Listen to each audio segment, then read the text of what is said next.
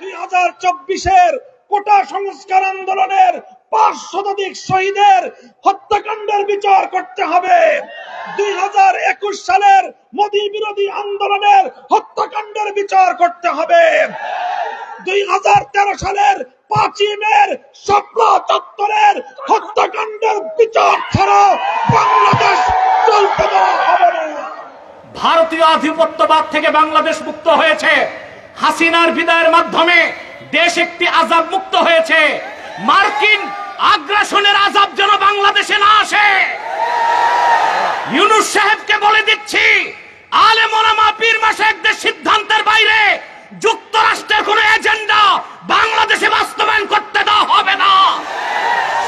এ পর্যায়ে আপনাদের সামনে বক্তব্য রাখবেন হযরতুল আল্লাম মুফতি এনায়েতুল্লাহ আব্বাসী পীর সাহেব জৌনপুর।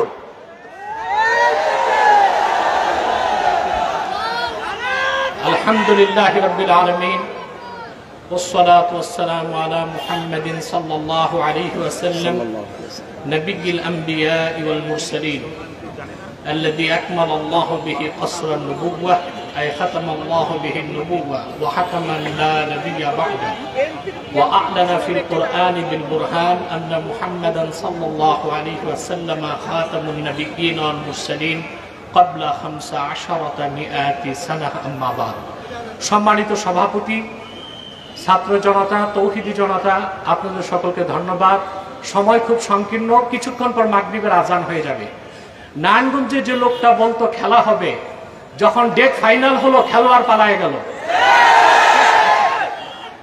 আমি আরেকটি কথা বলবো, শুধুমাত্র ছাত্র জনতার আন্দোলনে এই অভ্যুত্থান হয় নাই। সুদীর্ঘ 15 বছর হেফাজতের নেতৃবৃন্দ কারাবরণ করেছে। শাপলা চত্বরে আমার দেশের কওমি মাদ্রাসার তরুণ সন্তানরা জীবন উৎসর্গ করেছে। ভারতীয় আধিপত্যবাদের বিরুদ্ধে, মোদী বিরোধী, ভাস্কর্য বিরোধী আন্দোলনে বাংলাদেশের ইমানদাররা, ইসলামপন্থীরা জীবন দিয়েছে। সেই ক্ষোভ বিস্ফোরণের আকারে বহিঃপ্রকাশ ঘটেছে ছাত্র আন্দোলনের মাধ্যমে। অতএব আমি হেফাজত নেতৃবৃন্দ সহ সারা দেশের আলেমদেরকে বলবো, ভারতীয় আধিপত্যবাদ থেকে বাংলাদেশ মুক্ত হয়েছে। হাসিনার বিদায়ের মাধ্যমে দেশ একটি আযাব মুক্ত হয়েছে। মার্কিন আগ্রাসনের আযাব যেন বাংলাদেশে না আসে। ইউনূস সাহেবকে বলে দিচ্ছি, আলেম ওলামা পীর মাশায়েখদের সিদ্ধান্তের বাইরে যুক্তরাষ্ট্রের কোন এজেন্ডা বাংলাদেশে বাস্তবায়ন করতে দেওয়া হবে না। সেজন্য প্রয়োজনে আরেকবার বাংলাদেশের মুসলমান রক্ত দিতে বাধ্য হবে। ওয়া আখির দাওয়ানা আনিল হামদুলিল্লাহি রাব্বিল আলামিন ওয়াসসালামু আলাইকুম ওয়া রাহমাতুল্লাহ। ছাত্র সমাজ যেভাবে দায়িত্ব পালন করছে, এভাবে দায়িত্ব পালন করে যাবে। ওলামায়ে কেরাম, আলেম সমাজ, ইমাম সাহেবান, আপনাদের নেতৃত্বে আপনারা তাদেরকে সহযোগিতা করে যাবেন। আরেকটি পয়গাম আমি দিতে চাই, এই আগস্ট বিপ্লব, 5ই আগস্টের এই গণ অভ্যুত্থান, এটি রচিত হয়েছে এদেশের সর্বশ্রেণীর ছাত্র জনতার ঐক্যবদ্ধ এক মজবুত দৃঢ় ঐক্যের মাধ্যমে।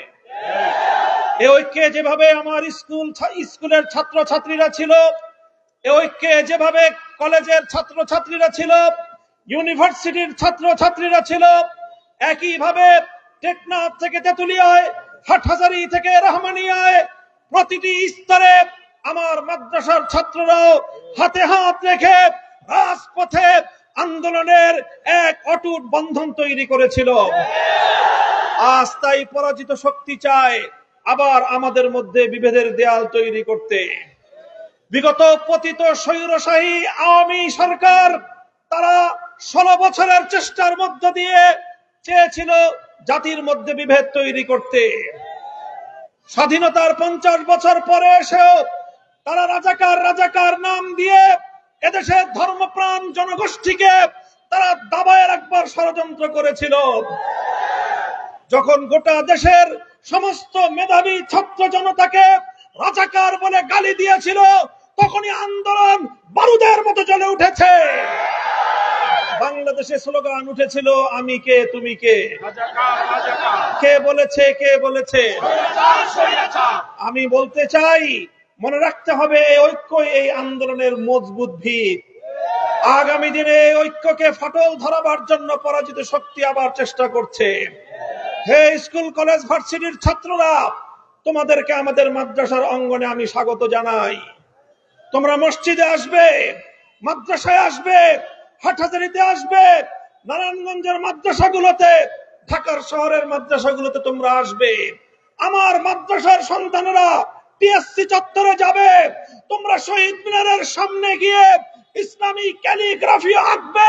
বাংলা ভাষার মর্যাদা রক্ষা করবার জন্য যেভাবে আন্তর্জাতিক মাতৃভাষা দিবস হিসেবে 21শে আগস্ট স্বীকৃত হয়েছে, সেই ভাষার মর্যাদা আমাদেরকে রক্ষা করতে হবে। এমনি ভাবে যে কোনো মূল্যে ঐক্যকে অটুট এবং মজবুত রাখতে হবে। ইনশাআল্লাহ ছাত্র জনতার এই যে রাষ্ট্র সংস্কারের যে আন্দোলন, এই আন্দোলনে আমরা সর্বাত্মক সহযোগিতা করব।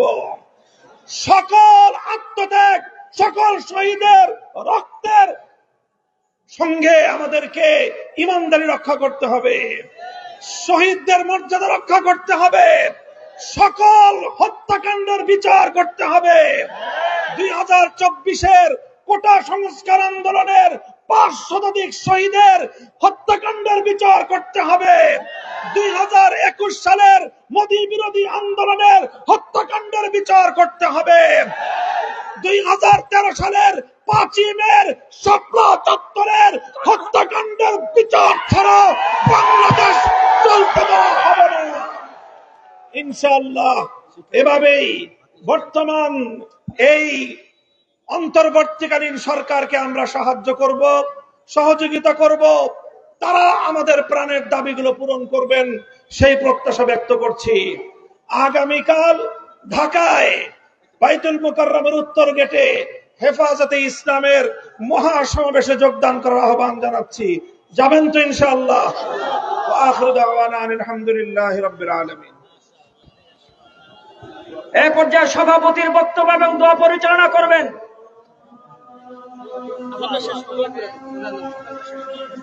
আমরা প্রত্যেকের কথা শুনি, সর্বশেষ দোয়া করে দিই। আল্লাহুম্মা আমিন।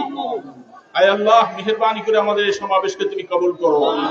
ইয়া আল্লাহ, এর মাধ্যমে সারা বাংলাদেশে শান্তির ব্যবস্থা করে দাও।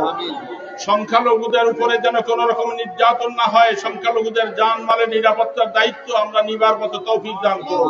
ইয়া আল্লাহ, বাংলাদেশে তুমি শান্তির ব্যবস্থা করো। আয় আল্লাহ, আমাদের ছাত্র ভাই সহ যারা এই আন্দোলনে শহীদ হয়েছে, আল্লাহ সকলের কবরকে তুমি মুনাব্বার করে দাও। ইয়া আল্লাহ, মেহেরবানি করে আগামী দিনে হিম্মতের সাথে এই দেশকে সোনার বাংলা করার তৌফিক দান করো।